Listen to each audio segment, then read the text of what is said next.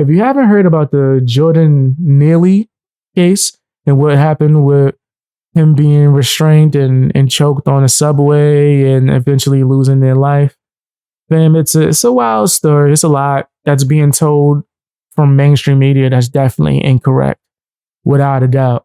Super incorrect, man. I don't like how it's being represented.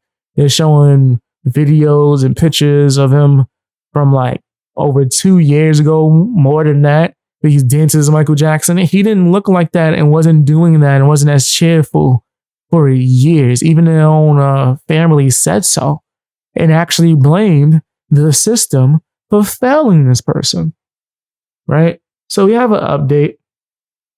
I told you guys I was going to keep you up to date with what's going on. Chokehold death of homeless man on New York subway ruled a homicide. May 4th, the death of a man who was placed in a chokehold by a fellow passenger on a New York City subway train earlier this week has been ruled a homicide by the city medical examiner. Calls for arrest and the incident have intensified. Yikes. The deceased man, identified as 30-year-old Jordan Neely, died Monday from the compression of the neck while riding on the F train in Manhattan. When I did see that, because I watched the full video, I did say, why are you restraining this man and holding him in a chokehold for 15 to 20 minutes? 20 minutes of another mistake. If you know about anything involving jujitsu, that hold puts someone to sleep within 10 seconds, 15 seconds max. You don't need to be holding it. It's really dangerous to hold it for that long. So when I think that someone's military trained, I do go, well, you had to know that as well, right? But then even when I spoke to my brother, I have a lot of conversations, even debates with him behind the scenes, man. Just in conversation, we just like to talk about what's going on in the world. Even he brought to my attention, when things are going on and your adrenaline is pumping and maybe you're afraid, you not thinking about that, let alone thinking about anything, right? So based off of fear, the person who did grab him couldn't have thought that what happened could have happened. But we do know that Jordan was on there allegedly throwing out threats towards people because they wouldn't give him money for food. We do know that he definitely had an appearance that wasn't welcoming, I guess, to say the least. That definitely would make you want to keep your distance in the moment. Now you combine that with what was being said and the threats. If someone was terrified and did try to, stop what was happening in their mind, they said that they was in the military. We don't know if this is like some PTSD type of flow. We got no idea, right? So I do think that we should keep that in mind. I do think that we should keep it in mind. The video of the incident that circulated on social media showed an unidentified passenger applying a chokehold to a man identified as Neely on the floor of a subway train for more than 3 minutes. It was like 20 minutes. 2 other men are seen in the video, which no one's bringing up. There were other men restraining Jordan as well. That tells me that he might have been a threat, bro.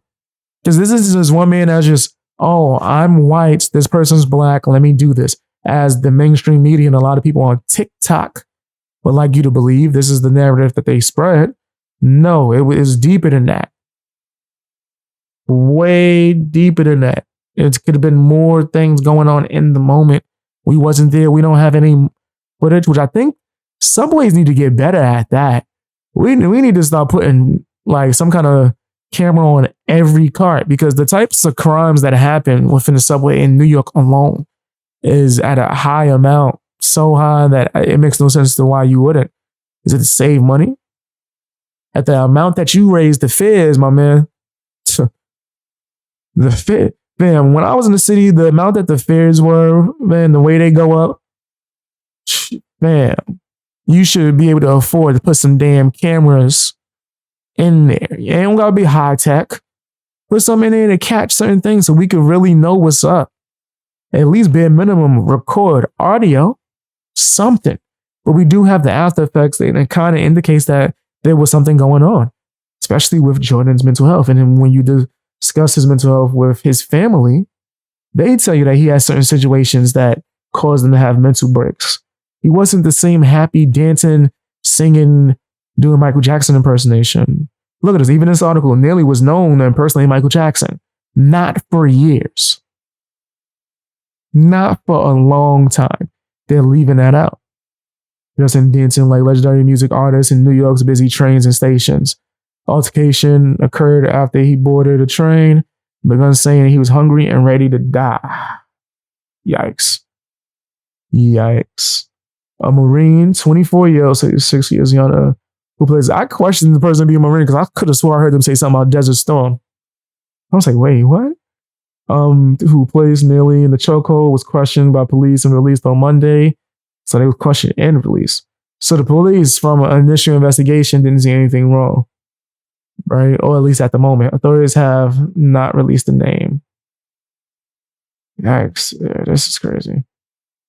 Manhattan District Attorney's Office said that they were investigating the incident while reviewing the medical examiner's report, reviewing video and photo footage. Heard that they're also looking for everyone who's on that train. I don't know how you about to find that out, especially people that's not lying and trying to work towards whatever agenda they have. I don't know how you about to find that out, but hopefully you can figure out whatever, because I don't know what happened before the incident. I just know that it's not what mainstream media is representing it as. Democratic U.S. Representative Alexandra whatever, Cortez, whose district includes neighborhoods in New York City boroughs of the Bronx, Queens, said Neely was murdered. Jordan was houseless and crying for food at the time when the city was raising rents and stripping services. I do say that the rent in the city is ridiculous. She wrote on Twitter, the murderer gets protected with passive headlines and no charges. I don't think the headlines were passive, were they? Especially not this one. Jordan was homeless and crying for food in the time. No, we're not going to do that. We're not going to make it seem like it wasn't a case where you could have perceived it as a threat. He was sitting there homeless and crying for food. There are shelters you can go to where you could get 3 hot meals a day. What are you talking about? That makes no sense. There's so much free food. Like, church is giving it on regular basis. Fam, I'm talking as someone who lived in a city and was homeless even as a teenager and was surviving. Sometimes I ate better. Fam, I ate better when I was homeless than I did as a grown man with an apartment. And this is a fact. Because there was always places to go. You know how many churches was serving food, breakfast, lunch, and dinner? And I'm talking about banging ass meals. Oh yeah, no, sleep on them soup kitchens if you want to. Sleep on them soup kitchens if you want to. If you can't get a nice ass meal. Them joints was tasting like Red Lobster in that piece. But anyway, yeah, fam. Then now they're trying to make it seem like it's just super victim and everything's about race, and that's not the case. Sometimes there's a gray area, bro. Sometimes there's a gray area. But tell me what your opinion is down in the comment section. Who do you think was wrong? Who do you think was right? Do you agree that is it a gray area, or do you think it's black and white?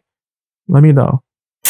I know I made a lot of changes recently, and it's because I'm trying to make sure I'm good out here in these streets. So this is probably the last big one, but guys, I have a new channel. It's for my live streams and my podcast, Real Talk with BXB Boy.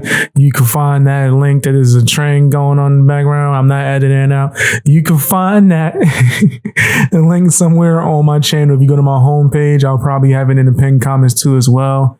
If not, in the description. So go and check that out. That's where you can catch topics not only early and way before they come out on my main channel, but you actually get to hang out with me and just have conversations, maybe even ask me for advice or just ask me whatever questions you want to have, or ask.